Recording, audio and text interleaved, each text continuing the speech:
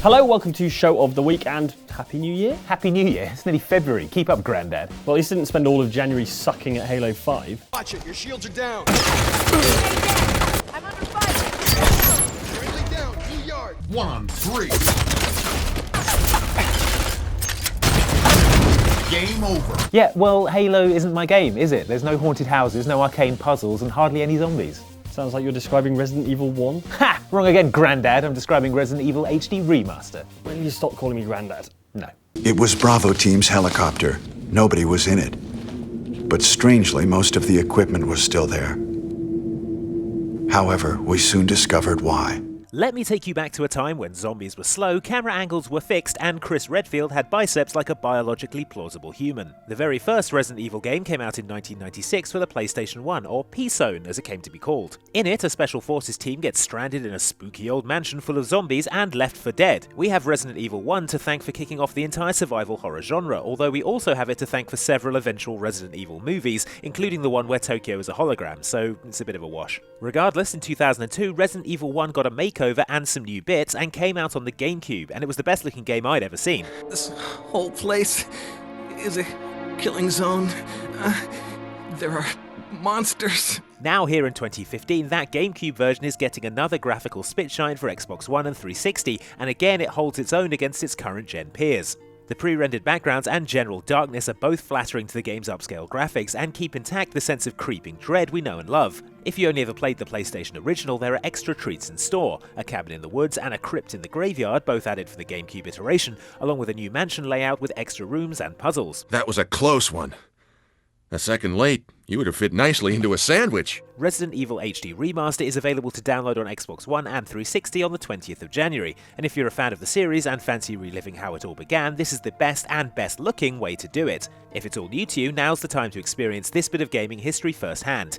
Maybe keep an eye on that Wesker character though, not entirely sure I trust him. Jill, no. You don't want to go back out there. So yeah, besides the lovely new graphics, it reminds me why I love classic Resident Evil so much. Ah, the slow burn horror. Wrong again, Grandad! What? No, Jane, it's not the slow burn horror that's kept the original Resident Evil close to my heart, or even the many gameplay innovations that in 1996 set the standard for an entire genre. It's how Resident Evil 1 is full of insane stuff you would never find in a modern Resi game.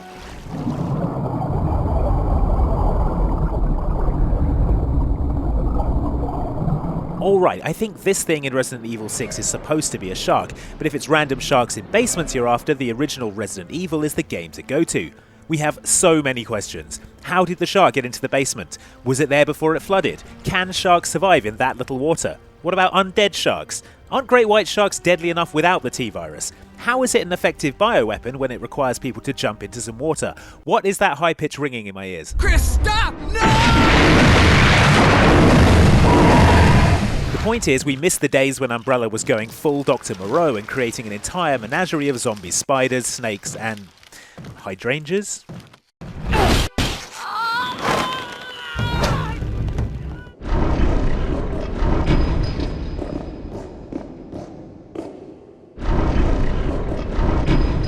We also missed the days when Resident Evil's take on the burglar alarm was to animate some creepy night statues, stick some knives on the front, and then send them clattering after you down a corridor. Surely you would spend more time getting burglar blood out of the parquet than you'd save on not being robbed.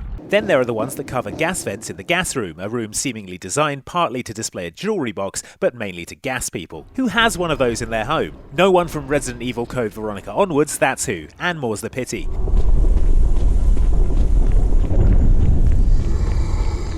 Purely from an interior design point of view, we really appreciate the Umbrella Corporation's dedication to needlessly freaking people out in the earlier games. For example, the first Crimson Head prototype the lab boys cooked up turned out to be a bit unstable in that it killed 4 people.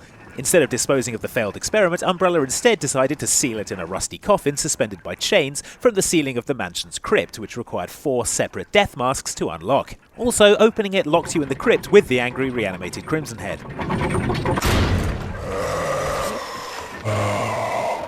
It has that personal touch that a sealed canister marked biological waste just doesn't, don't you think? Well, I guess we were right about this mansion being quite unnatural. You have a way with understatements. Speaking of convoluted unlocking mechanisms, whoever designed Resident Evil's Spencer Mansion security system clearly wasn't asked back for Resident Evil 5 or 6. There are the death masks we mentioned, elemental crests, and a lock involving live bees that must be more trouble than it's worth.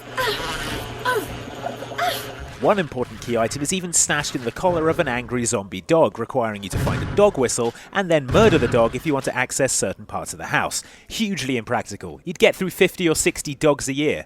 What is this? Wow, what a mansion! The dialogue in the original Resident Evil was legendarily bad. Either that or the STARS HQ was next door to a rendering plant and everyone was going loopy from the fumes. Now, Jill, can you go? I'm going with you. Chris is our old partner, you know. They fixed the idiosyncratic lines for recent Resi games and had words written by sane people read by actors who understood English, but with that they lost some of Resident Evil's weird charm. Resident Evil 1's baffling dialogue enhanced its B-movie vibe and added to its unsettling atmosphere. But something's wrong with this house. Whoa! This hall is dangerous! The script was updated for the GameCube version, by the way, which Resident Evil HD Remaster is based off, so expect much saner dialogue and performances in this re-release, you guys. Oh, don't worry. I like the buddy system we have here. Hey, or not. Now that's settled, it's time to see what you said in the YouTube comments and in this old diary we found lying around. It says, fever gone but itchy, hungry and eat doggy food. Scott came, ugly face so killed him. Tasty, itchy tasty. They're probably fine. First up, your comments on last week's show of the week about the 5 best worst games of last year. Consider these 5 games from the year just gone with which we had a ton of fun, but that won't be winning any BAFTAs come March 2015. In the YouTube comments, Adamant Monkfish says, I expected Destiny to be in this. See, that was one of the 5 worst best games of last year. Important distinction. Another of our best worst games of last year was Chivalry Medieval Warfare, which came out last to Xbox 360. You feeling chivalrous, Andy? Is that the plan? I'm feeling. Oh my god! That wasn't chivalrous. Chivalry. Ow! Right in your chivalry. YouTube commenter Connie974 says, shouldn't Jane be Dame Jane in Chivalry, Sims Medieval style? It would be if the Queen would answer her bloody phone, sort out my knighthood. And before the Secret Service traces that call and closes in on Jane's location, another best worst game of 2014 was Sherlock Holmes Crimes and Punishments. This is the closest you'll come to stepping into the shoes of the world's greatest detective, drawing rude conclusions about people from their clothes, then visiting your mind palace to decide who needs punishing. Impartial commenter Bruce Wayne says, world's greatest detective, hello? Hello. Oh, he must mean Batman. Why would an unrelated Gotham billionaire like Bruce Wayne care about... Oh my god! Moving on, there was discussion of Halo 5's modernised multiplayer in this gameplay video. Yes. The assist icon looks like a Pokeball. That's amazing. Assist, nice. Yeah, Pokeball. The wrong I got one. an assist.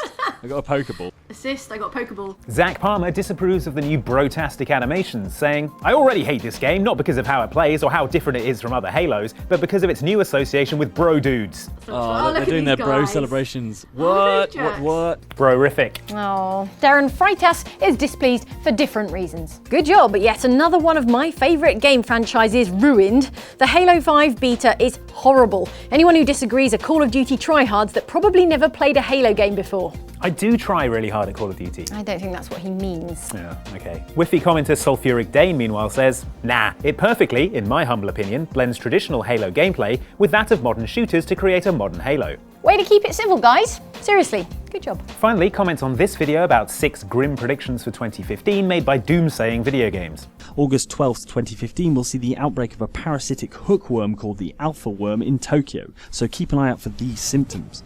Mild intestinal discomfort, becoming full of foot-long maggots, and turning into a giant slathering zombie dog. John Egbert knows how to save the world with video games. He says, how to prevent that World War III thing. Make Valve the leaders of the world.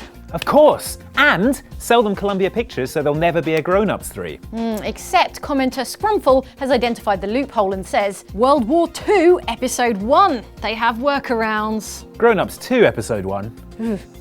Rough year then, with lots of conflict. Still, look on the bright side, at least we get hoverboards. To this, Jester loudly prophesizes, we were promised hoverboards, and we shall get hoverboards! Thank you for your time. No, thank you for your comment. 29 A's. That's all from Show of the Week, but hey, did you know that people who hit the like button on YouTube are guaranteed to live longer and be 100% better looking? That's science. Science also recommends you put your comments in the comments, subscribe for videos like this every day, and thanks you for watching. See you next time.